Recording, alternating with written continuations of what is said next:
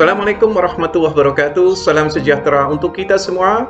Selamat berjumpa kembali di channel Natagama Televisi, saluran televisi pembelajaran. Jangan lupa like, komen, dan bagi Anda yang belum subscribe, jangan lupa subscribe terlebih dahulu. Bagi Anda yang sudah subscribe, saya ucapkan terima kasih. Dan jangan lupa aktifkan loncengnya, agar nanti Anda update terus video-video yang akan tayang pada channel ini. Selamat berjumpa pada video seri ketiga KD 3.3 untuk kelas 10 SMA pada mata pelajaran ekonomi. Pada video seri ini kita akan membahas tentang teori perilaku konsumen dengan pendekatan ordinal. Dibawakan oleh saya untuk channel Natagama Televisi. Saya ucapkan terima kasih bagi yang sudah subscribe dan jangan lupa aktifkan loncengnya agar nanti Anda update terus tayangan-tayangan yang akan muncul di channel ini. Sebelum kita masuk ke pokok pembahasan, kita review terlebih dahulu ke materi yang terkait dengan seri ini. Apa sih teori perilaku konsumen itu? Teori perilaku konsumen adalah teori yang menjelaskan tentang bagaimana konsumen mengalokasikan pendapatannya yang terbatas untuk memperoleh berbagai barang dan jasa guna memaksimumkan tingkat utilitasnya. Nah, untuk membahas perilaku konsumen ini dalam ilmu ekonomi, kita mengenal dua pendekatan. Yang pertama pendekatan kardinal dan yang kedua adalah pendekatan ordinal. Pendekatan kardinal sekali lagi sudah dibahas di seri video sebelumnya. Sekarang kita masuk nih ke pokok pembahasan utama, yaitu pendekatan ordinal. Kita akan berusaha memahami bagaimana seorang konsumen dengan keterbatasan pendapatan yang dimilikinya akan berusaha memaksimalkan tingkat utilitas atau kepuasannya. Nah, dalam pendekatan ordinal, itu tingkat kepuasan itu tidak dapat diukur dengan satuan ukur. Jadi beda dengan pendekatan kardinal yang pernah kita pelajari di video sebelumnya. Tetapi di sini, tingkat kepuasan itu hanya dapat diukur dengan angka ordinal. Apa itu angka ordinal? Adalah angka yang menunjukkan urutan posisi suatu benda ketika diperbandingkan. Misalnya begini, ada dua benda, benda A dan benda B. Lalu kita diminta untuk menentukan preferensi kita, kesukaan kita. Mana yang lebih disukai antara benda A atau benda B? Kemudian kita menyatakannya, saya lebih suka benda A daripada benda B. Atau saya lebih suka benda B daripada benda A. Atau saya suka kedua-duanya. Nah, suka, tidak suka, atau duanya disukai, itu menunjukkan angka ordinal. Paham? Selanjutnya nanti, dalam pendekatan ordinal, perilaku konsumen itu dipahami melalui 3 langkah. Yang pertama, kita memahami terlebih dahulu apa sih preferensi konsumen. Nah, preferensi konsumen itu menggambarkan alasan-alasan orang lebih suka suatu barang daripada barang lainnya. Nah, kemudian yang kedua, kendala anggaran. Konsumen itu memiliki keterbatasan pendapatan yang membatasi jumlah barang yang dapat dibeli. Nah, kemudian yang ketiga, pilihan-pilihan konsumen. Dengan mengetahui preferensi, kesukaan atau keinginan, dan keterbatasan anggaran mereka, nanti konsumen itu berusaha memilih untuk membeli kombinasi barang yang bisa memaksimalkan kepuasan mereka. Paham? Selanjutnya, bagaimanakah kita memahami kepuasan maksimal dari seorang konsumen dalam pendekatan ordinal? Dalam video ini, kita akan mempelajarinya melalui pendekatan grafis, yaitu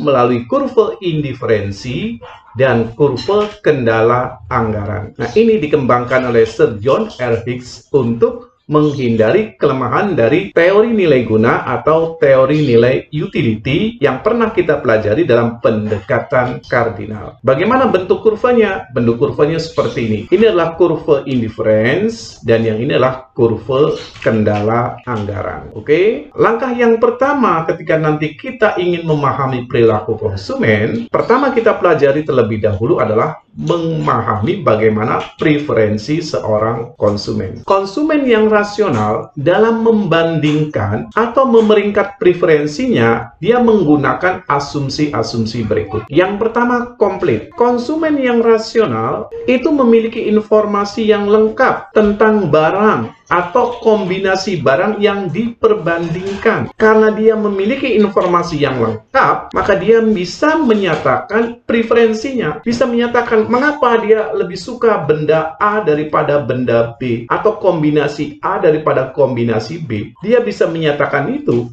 karena dia mengetahui informasi tentang benda A dan benda B. Yang kedua, konsumen yang rasional itu memiliki asumsi transitivitas atau konsisten, yang berarti bahwa jika seorang konsumen lebih suka kombinasi A daripada kombinasi B dan lebih suka B daripada C, maka konsumen itu dengan sendirinya lebih suka A daripada C. Ketiga, konsumen yang rasional itu memiliki asumsi lebih baik berlebih daripada kurang, atau more is better. Konsumen selalu menginginkan lebih banyak barang untuk setiap keranjang yang dia pilih. Nah, kemudian asumsi berikutnya adalah rata-rata lebih disukai daripada yang ekstrim. Artinya isi keranjang yang seimbang itu lebih disukai daripada keranjang yang berisi satu benda sangat banyak, tetapi unit benda yang lainnya sedikit. Nah, asumsi-asumsi ini nanti akan digunakan dalam menyusun kurva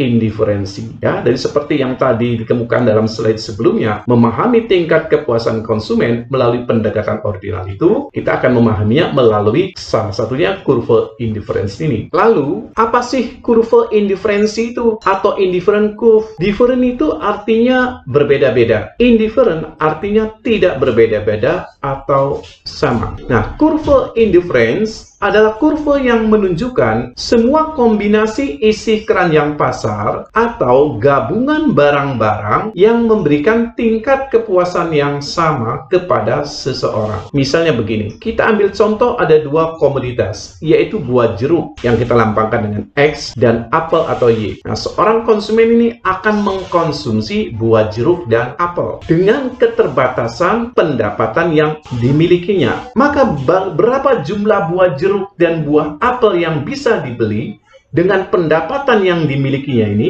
agar dia mencapai kepuasan yang maksimal. Nah, untuk mendapatkan X dan Y, konsumen ini tadi dihadapkan pada kendala pendapatan atau keterbatasan dana. Maka oleh karena itu, konsumen ini dapat mengubah-ubah kombinasi X dan Y yang dibeli sedemikian rupa, sehingga jika salah satu diperbanyak jumlahnya, maka yang lain mesti dikurangi. Kenapa demikian? Resiko dari keterbatasan pendapatan. Sehingga nanti agar kepuasan yang diperoleh konsumen itu tetap sama. Nah, agar lebih jelas nanti kita lihat di contoh yang ada di slide berikutnya. Perhatikan kurva indiferensi berikut ini. Di sini sumbu vertikal itu menunjukkan konsumsi buah jeruk. Sumbu yang horizontal menunjukkan konsumsi apel. Nah, kurva indiferensi ini menunjukkan kombinasi atau gabungan dari konsumsi jeruk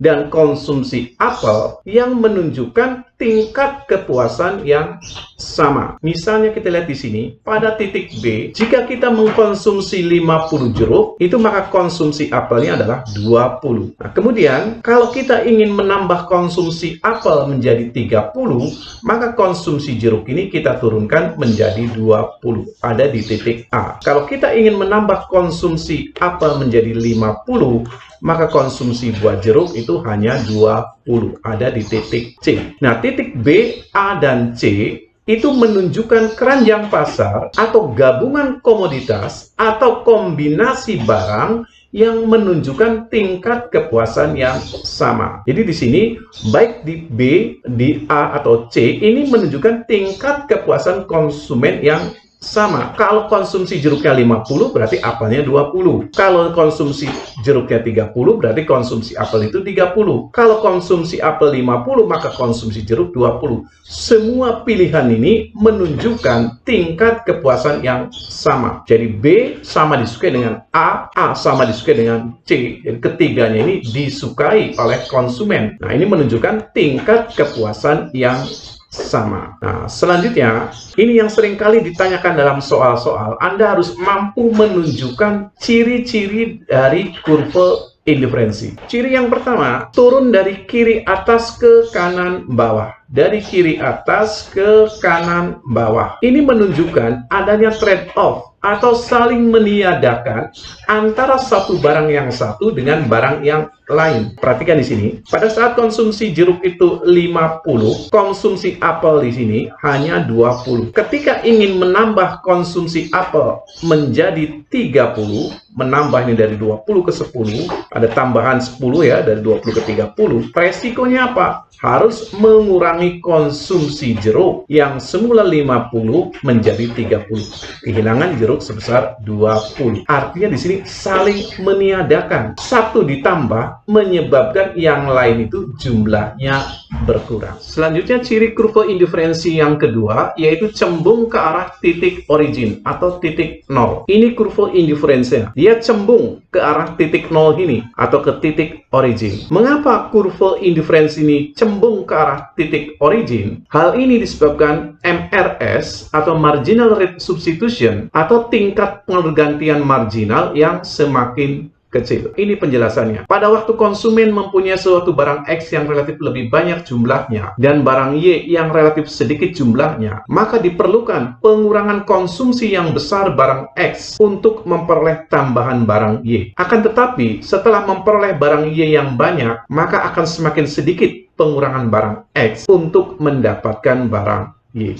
Agar lebih jelas, perhatikan di sini. Di titik B, itu konsumsi barang X itu adalah 50. Konsumsi barang Y-nya adalah 20. Ketika nih, konsumen ini ingin menambah konsumsi barang Y, maka diperlukan pengurangan konsumsi barang X. Misalnya di sini, konsumsi barang Y-nya ditambah pada titik A, lihat. Konsumsi barang Y dari 20 bertambah menjadi 30. Nambah 10. Marginalnya nambah 10. Nah, untuk menambah 10 barang Y ini, diperlukan pengurangan barang X sebanyak 20. Ini marginalnya nih, 20 ini. Nah, 20 dibanding 10 artinya di sini MRS-nya adalah 2. Ketika nanti di sini konsumen ingin menambah lagi konsumsi barang Y yang semula di sini 30, lihat di titik C, konsumen ingin menambah konsumsi barang Y menjadi 50. Di mana di sini ada penambahan atau marginalnya adalah 20. Nah, untuk menambah 20 ini, maka diperlukan pengurangan barang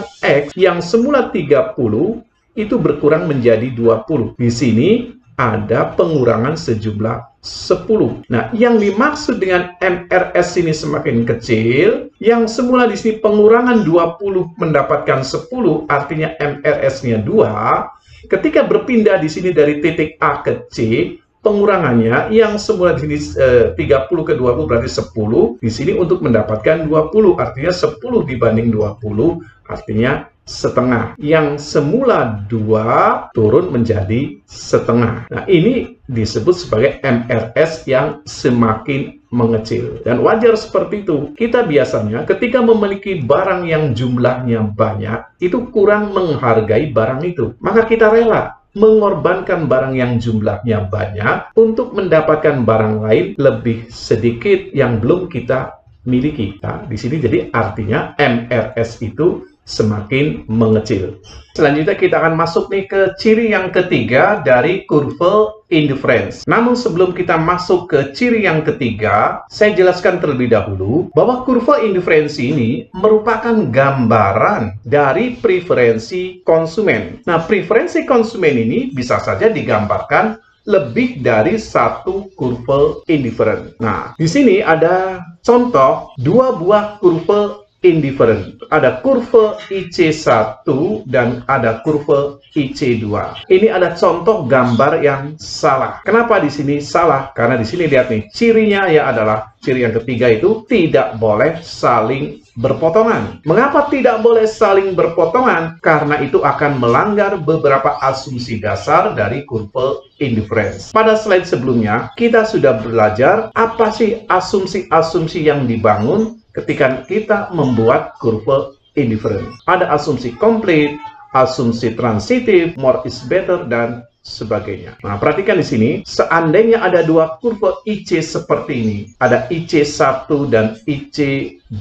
Kita lihat di sini pada IC1 yang warna kuning, ada beberapa titik atau ada beberapa kombinasi yang menunjukkan tingkat kepuasan yang sama. Ada titik B atau kombinasi B, ada kombinasi A, ada kombinasi C. Artinya di sini kita menyatakan bahwa kombinasi B itu sama dengan kombinasi A, sama-sama disukai, sama dengan kombinasi C. Jadi antara B, A, dan C ini sama-sama disukai. Nah, kemudian di sini ada kurva IC2, di mana dalam kurva IC2 ada dua kombinasi, kombinasi F dan kombinasi A. Nah, seandainya ada dua kurva IC seperti itu, artinya sama saja konsumen menyatakan kombinasi B itu sama dengan A, B itu sama dengan A, karena ada dalam satu kurva. Nah, sementara di sini B itu lebih besar atau lebih disukai daripada F. B lebih disukai daripada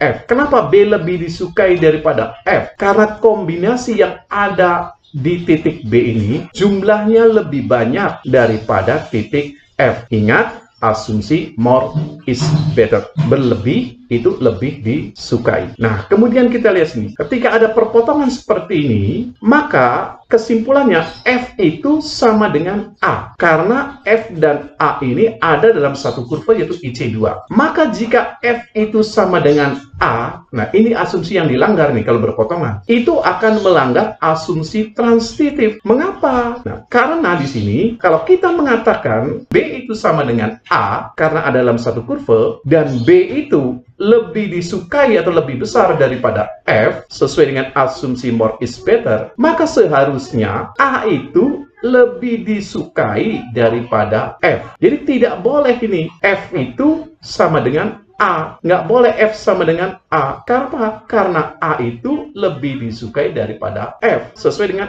ini nih, alur pemikiran seperti ini, alur asumsi seperti ini. Kalau B sama dengan A, sementara B itu lebih disukai daripada F, maka tidak boleh F itu sama dengan A. Seharusnya A itu lebih disukai daripada F. Ingat ya? Paham? Selanjutnya ciri yang keempat, kurva IC yang lebih tinggi itu lebih disukai oleh konsumen rasional daripada kurva yang lebih rendah. Hal ini sesuai dengan asumsi more is better. Lebih banyak atau berlebih itu lebih disukai daripada yang sedikit. Di mana kombinasi yang isinya lebih banyak akan lebih disukai. Di sini ada 3 buah kurva IC, IC1, IC2, dan IC3. Konsumen yang rasional akan memilih kombinasi yang ada di IC tertinggi, yaitu di sini kombinasi D.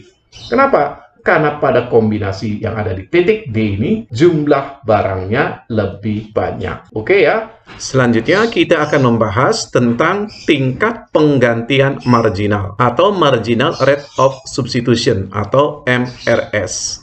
Nah, pembahasan tentang tingkat penggantian marginal ini tadi di slide sebelumnya sudah kita ulas ketika kita membahas ciri-ciri kurva indiferensi, di mana salah satu ciri kurva indiferensi itu adalah cembung ke titik 0. Yang menunjukkan bahwa MRS atau tingkat pergantian marginal ini semakin kecil. Nah, kita ulang lagi, apa sih tingkat penggantian marginal atau MRS ini? Tingkat penggantian marginal itu menggambarkan besarnya pengorbanan atas konsumsi suatu barang untuk menaikkan konsumsi satu barang lainnya pada waktu yang sama agar tetap mempertahankan tingkat kepuasan yang diperolehnya. Nah, secara matematis MRS ini dapat dihitung dengan rumus sebagai berikut. MRS QX QY atau barang X dan barang Y ini sama dengan min delta Q X per delta Q Y. Oke, perhatikan tabel berikut. Tabel ini menggambarkan gabungan atau kombinasi konsumsi makanan dan pakaian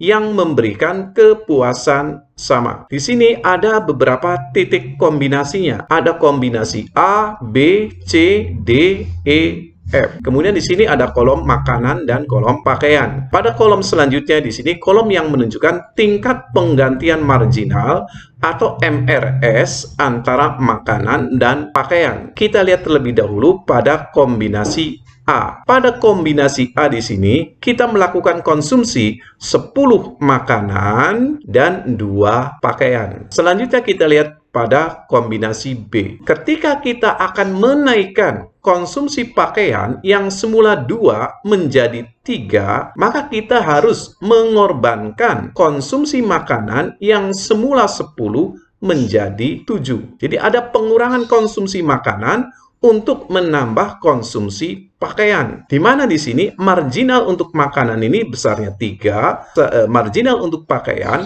besarnya 1. Artinya di sini kita mengorbankan 3 makanan untuk mendapatkan 1 pakaian. Sehingga nilai MRS-nya adalah 3. Selanjutnya kita lihat di sini pada titik C. Ketika kita akan menambah konsumsi pakaian yang semula 3 menjadi 4, maka di sini kita harus mengorbankan konsumsi makanan yang semula 7 menjadi 5. Maka kita lihat di sini kita mengorbankan 2 makanan untuk mendapatkan 1 pakaian. Nah, sampai di sini sampai dengan gabungan C itu sudah menunjukkan bahwa MRS itu besarnya semakin kecil. Yang semula 3, artinya di sini kita mengorbankan 3 makanan untuk mendapatkan 1 pakaian. Pada kombinasi C, kita mengorbankan 2 makanan untuk mendapatkan 1 pakaian, sehingga nilai MRS-nya menjadi 2. Selanjutnya kita lihat nih pada kombinasi D. Ketika kita ingin menambah konsumsi pakaian yang semula 4 menjadi 5, maka kita harus mengorbankan konsumsi makanan yang semula 5 menjadi 4. Artinya di sini kita mengorbankan 1 makanan untuk mendapatkan 1 pakaian, sehingga nilai MRS-nya 1. Makin terlihat bahwa MRS itu semakin mengecil, dan seterusnya. Nah, dari tabel di sini, kemudian kita gambarkan menjadi kurva indiferensi. Nah, di sini kita gambarkan ini kurva indiferensinya. Ada kombinasi A di sini ketika 10 makanan dan 2 pakaian. Kombinasi B ketika 7 makanan dan 3 pakaian. Kombinasi C ketika 5 makanan dan 4 pakaian. Kombinasi D ketika 4 makanan dan di sini 5 pakaian, dan seterusnya. Nah, kita perhatikan di sini kurva indiferensi ini bentuknya cembung ke titik 0 yang menunjukkan bahwa MRS itu semakin kecil. Oke, selanjutnya kita akan mempelajari apa itu garis anggaran atau budget line. Di awal slide kita sudah ulas bahwa dalam pendekatan ordinal, untuk memahami bagaimana perilaku konsumen, kita melakukan beberapa tahapan. Yang pertama adalah pahami terlebih dahulu apa itu preferensi atau kesukaan konsumen. Dan itu sudah kita bahas dalam pembahasan tentang kurva indiferensi. Karena kurva indiferensi adalah gambaran dari preferensi konsumen. Nah, langkah yang kedua adalah kita memahami kendala dari konsumen atau batasan dari konsumen ketika ingin memaksimalkan kepuasannya, yaitu berupa kendala anggaran. Ini kita bahas nih, apa sih kendala anggaran atau garis anggaran itu? Sebelumnya mari kita simak di sini bahwa kita tadi sudah belajar tentang kurva kepuasan sama yang menggambarkan keinginan konsumen memperoleh barang-barang dan kepuasan dari yang akan dinikmatinya dari mengkonsumsi barang-barang tersebut. Namun, seorang konsumen tidak dapat memperoleh semua barang yang diinginkannya. Maunya sih kita mengkonsumsi semua barang, tetapi kita tidak bisa memperoleh semua barang ini. Kenapa? Karena adanya keterbatasan pendapatan. Dengan demikian, permasalahan yang dihadapi oleh konsumen adalah bagaimana nih dengan keterbatasan pendapatan yang dimilikinya, ia harus mampu membelanjakan pendapatannya agar mencapai kepuasan maksimal. Nah, oleh karena itu nanti, analisa dalam pendekatan ini, dalam pendekatan ordinal, selain menggunakan kurva indiferensi, juga menggunakan kurva batas anggaran. Bagaimana bentuk kurvanya? Mari kita lihat di sini. Inilah kurva batas anggaran atau budget constraint. Nah, di sini ada sumbu vertikal yang menunjukkan besarnya konsumsi barang Y dan sumbu horizontal yang menunjukkan besarnya konsumsi barang X. Ini garis anggarannya nih, budget lainnya. Ini budget lainnya. Ini daerah yang sebelah sini itu menunjukkan daerah anggaran. Daerah yang mampu kita melakukan konsumsi pada daerah ini atau visible set di sini. Di atas ini merupakan daerah-daerah yang tidak bisa kita raih. Kenapa? Karena sudah di luar garis anggaran. Nah, garis anggaran atau budget line ini menunjukkan berbagai gabungan barang-barang yang dapat dibeli oleh sejumlah pendapatan tertentu. Artinya di sini kalau kita melakukan titik di sepanjang kurva ini menunjukkan gabungan antara konsumsi barang Y dan konsumsi barang X yang dapat dibeli dengan pendapatan tertentu. Agar lebih jelas, saya akan berikan contoh pada slide berikutnya. Oke, perhatikan tabel berikut. Tabel berikut ini menggambarkan kombinasi dari konsumsi makanan dan pakaian yang dapat dibeli konsumen pada pendapatan tertentu. Di sini misalnya pendapatan konsumennya adalah 90.000. Harga makanannya adalah 6.000 setiap unit. Harga pakaian 9.000 setiap unit. Kemudian di sini ada beberapa kombinasinya. A, B, C, D, E, F. Pada kombinasi A, kita mengkonsumsi 15 makanan. Karena harga makanannya 6.000 di sini, maka kita menghabiskan seluruh pendapatan untuk mengkonsumsi makanan. Kita tidak bisa mengkonsumsi pakaian. Pada kombinasi B, kita mengkonsumsi 12 makanan dan 2 pakaian. Maka perhitungannya di sini 12 kali 6.000 ditambah dengan 2 kali 9.000 yaitu jumlahnya 90.000. Pada kombinasi C, kita mengkonsumsi 9 makanan dan 4 pakaian. Maka perhitungannya seperti ini, 9 makanan dikali dengan harga makanan 6.000 ditambah dengan 4 pakaian dikali dengan harga pakaian 9.000 sama dengan 90.000 dan seterusnya. Jadi ini menggambarkan kombinasi konsumsi makanan dan pakaian yang bisa dibeli dengan pendapatan 90.000 dengan harga makanan 6.000 dan harga pakaian 9.000. Nah, selanjutnya dari tabel ini kita akan menggambarkannya dalam bentuk kurva batas anggaran. Inilah kurva batas anggarannya. Nah, sumbu yang vertikal ini menggambarkan konsumsi makanan. Sumbu yang horizontal menunjukkan konsumsi pakaian. Titik A, B, C, D, E, F itu merupakan kombinasi barang, kombinasi makanan dan pakaian yang bisa diperoleh dengan jumlah pendapatan 90.000. Nah, di sini saya meletakkan ada titik G dan titik H. Titik G tidak dapat dijangkau. Kenapa? Karena pendapatannya tidak mencukupi. Di mana kita untuk membeli 8 makanan dan 8 pakaian, itu uangnya atau pendapatannya itu yang jumlahnya 90.000 ini tidak cukup. Kemudian ada titik H. Titik H ini masih di bawah garis anggaran. Garis anggarannya sini, titik H ini masih di bawah garis anggaran. Artinya masih mungkin terjangkau. Tetapi di sini masih ada sisa pendapatan. Artinya belum memaksimalkan pendapatannya agar mencapai kepuasan maksimal. Maka titik H ini juga bukan titik kepuasan nanti yang maksimal. Selanjutnya kita akan mempelajari perubahan kurva garis anggaran atau budget line. Nah, budget line ini bisa mengalami perubahan. Di sini ada yang disebut sebagai budget line yang bergeser dan budget line yang berputar. Budget line yang bergeser atau kurva garis anggaran itu bergeser itu akibat perubahan pendapatan dan perubahan harga kedua jenis barang. Nah, kita lihat di sini contoh atau gambar dari budget line yang bergeser. Semula di sini budget line itu yang berwarna biru. Dia bisa bergeser ke arah kanan atau ke atas di sini yang warna merah, bisa pula bergeser ke arah kiri. Budget line yang bergeser ke arah atas di sini artinya garis anggaran itu bertambah. Ini bisa diakibatkan pertama, pendapatan konsumen yang bertambah. Bisa pula diakibatkan harga kedua jenis barang itu mengalami penurunan. Budget line yang bergeser ke arah kiri atau yang menurun di sini itu diakibatkan karena pendapatan konsumen yang berkurang atau harga kedua jenis barang ini mengalami kenaikan. Oke, nah, selanjutnya kita lihat ini bagaimana budget line yang berputar. Budget line itu berputar akibat perubahan salah satu harga dari barang. Nah, jadi hanya salah satu. Nah, di sini saya contohkan yang mengalami perubahan yaitu harga pakaian. Nah, budget line itu bisa berputar mendekati titik nol. Dia berputar ini mendekati titik nol jika harga pakaian itu naik, sehingga konsumsi pakaian di sini lebih sedikit. Nah, budget line yang berputar menjauhi titik nol dari biru ke merah ini itu menunjukkan kalau harga pakaian itu turun, sehingga jumlah pakaian yang dikonsumsi itu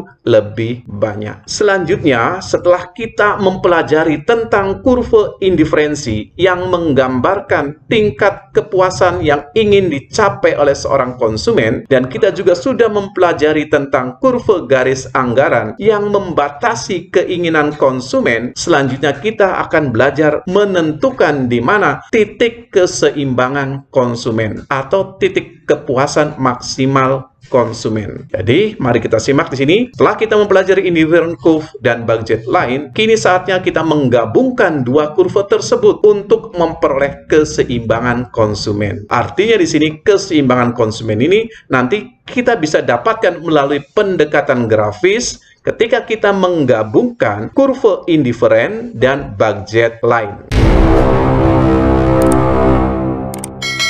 Nah, keseimbangan konsumen ini akan terjadi apabila memenuhi beberapa persyaratan, yaitu 1. Jumlah konsumsi pada suatu produk itu telah mencapai titik yang maksimum pada anggaran pendapatan yang dimilikinya atau pada garis anggaran. Titik maksimalnya itu ada di garis anggaran, tidak bisa melebihi garis anggaran. Kemudian, syarat yang kedua, lengkung kurva kepuasan sama atau indifferent curve itu telah menyinggung atau telah bersentuhan pada kurva kendala anggaran konsumen. Agar lebih jelas, kita lihat slide berikutnya. Nah, di sini titik optimal bagi konsumen tercapai ketika apa yang diinginkannya dapat diperoleh dengan anggaran yang dimiliki. Apa yang diinginkan itu diwujudkan dalam indifferent curve. Apa yang di anggaran yang dimiliki itu diwujudkan dalam budget line. Nah, keseimbangan konsumen ini secara grafis nampak ketika indifferent curve bersinggungan atau bersentuhan dengan budget line, yaitu di mana pada titik C. Ketika kurva indifferent ini bersentuhan dengan budget line. Oke ya, selanjutnya di sini ada beberapa kurva indifferent. Seperti yang tadi saya ulas dalam slide sebelumnya, bahwa indifferent curve atau kurva indifferent itu menggambarkan preferensi konsumen, di mana preferensi konsumen ini bisa digambarkan dalam beberapa kurva indifferent. Misalnya di sini ada 3 buah kurva indifferent, IC1, IC2, dan IC3. Kemudian ada budget line yang warna merah ini. Ada beberapa titik di sini, ada titik kombinasi konsumsi makanan dan pakaian yang ada di garis anggaran. Titik B, kemudian titik C, dan titik E. Tingkat kepuasan yang tertinggi ada pada titik H, yang ada pada IC3. Ini tingkat kepuasan tertinggi ini. Kenapa ini dikatakan tingkat kepuasan tertinggi? Ingat asumsi more is better, atau konsumen menginginkan barang yang berlebih. Tetapi di sini titik H itu tidak bisa dicapai karena sudah di luar batas anggaran, di luar garis merah ini, sehingga tidak mungkin, meskipun ini konsumen suka pada titik H, tetapi tidak bisa digapai karena tidak ada anggarannya, kecuali jika ada penambahan pendapatan. Kemudian titik G di sini, titik yang bawah ini ada pada IC1. Titik G ini ada pada IC1. Nah, IC1 ini memiliki level kepuasan yang lebih rendah daripada IC2. Nah, ingat tadi ya, dalam ciri-ciri kurva indiferensi itu, IC yang paling tinggi itu memiliki kepuasan yang lebih besar. Maka IC1 ini kepuasannya lebih rendah daripada IC2. Yang akan diambil, akan dipilih oleh konsumen kalau konsumen ini mengalami penurunan pendapatan. Dengan melihat kurva ini, maka kita bisa menentukan bahwa keseimbangan konsumen ini ada pada titik C. Ketika IC2 ini menyentuh garis anggaran. Oke, perhatikan kurva yang ada di slide berikut ini. Seperti yang tadi sudah saya uraikan di slide sebelumnya, bahwa garis anggaran ini bisa mengalami pergeseran. Di sini saya menggambarkan 3 buah garis anggaran. Ada garis anggaran yang paling bawah di sini yang warna ungu, kemudian di sini ada yang warna merah dan yang warna biru yang menunjukkan adanya perubahan pendapatan. Kemudian saya juga di sini menggambarkan kurva IC, ada IC1 atau kurva indiferensi ke-1, IC2 dan IC3.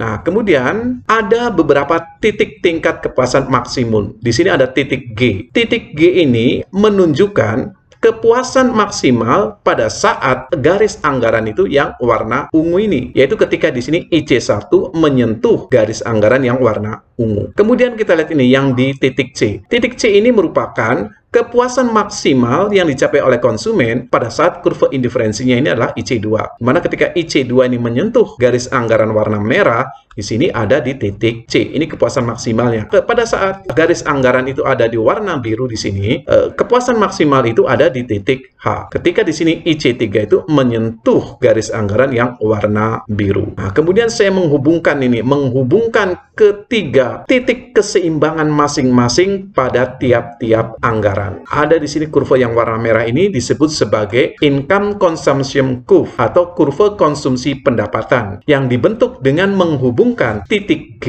titik C, dan titik H. Di mana ketiga titik ini G, C, dan H itu merupakan kepuasan maksimal atau keseimbangan konsumen pada garis kendala anggaran masing-masing atau pada pendapatan masing-masing. Kemudian juga di sini ada yang disebut sebagai kurva Engel. Kurva Engel ini adalah menunjukkan berbagai jumlah barang tertentu yang bisa dibeli konsumen pada berbagai tingkat pendapatan. Jadi di sini pergerakan kurva ini ada kurva garis anggaran warna ungu yang menunjukkan di sini titik-titik kombinasi konsumsi makanan dan pakaian, kemudian garis anggaran warna merah yang merupakan titik-titik kombinasi makanan dan pakaian pada anggaran merah. Kemudian di sini juga ada garis anggaran biru yang merupakan gambaran dari kombinasi makanan dan pakaian pada anggaran warna biru di sini. Itu menunjukkan kurva Engel. Jadi kurva Engel ini menunjukkan berbagai jumlah barang tertentu yang bisa dibeli konsumen pada berbagai tingkat pendapatan. Oke, terima kasih Anda sudah menonton video kami. Jangan lupa like, dan bila ada pertanyaan, saran, silahkan tuliskan pada kolom komentar. Dan jika Anda menganggap tayangan ini menarik dan berguna bagi orang lain, silahkan share kepada yang lain. Wassalamualaikum warahmatullahi wabarakatuh.